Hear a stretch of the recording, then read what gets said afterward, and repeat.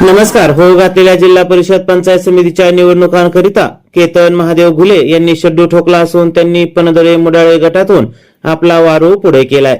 उल्लेखनीय बाब ही की ते पनदरे मुडाळे गटाबरोबरच पनदरे पंचायत समिती गणाकरिता देखील उमेदवारी अर्ज सादर करणार असल्याचं खात्रीशीर वृत्त समोर आलंय.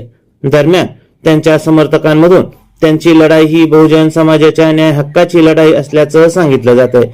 विरोधी पक्ष अथवा स्थानिक आघाड्यांकडून संधी मिळाली तर ठीक, नाहीतर अपक्ष निवडणूक लढवण्याचा निर्धार केतन घुले यांनी केलाय.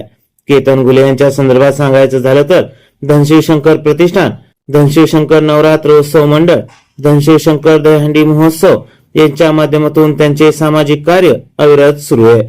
बैलगाडा शर्यतीच्या माध्यमातून त्यांनी मोठा जनसंपर्क देखील कमावलाय.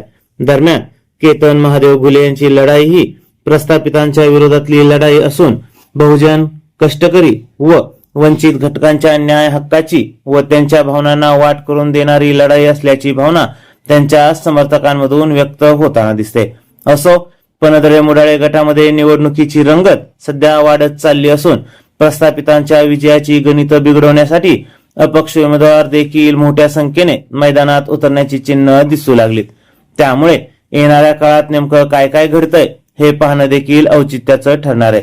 चला तर भेटूयात पुढील भागामध्ये. तोपर्यंत चॅनलला लाईक करा, शेअर करा, सबस्क्राईब करा, बेल आयकॉनचं बटन दाबायला विसरू नका.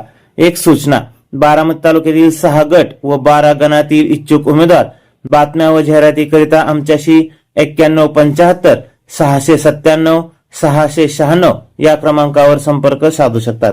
धन्यवाद.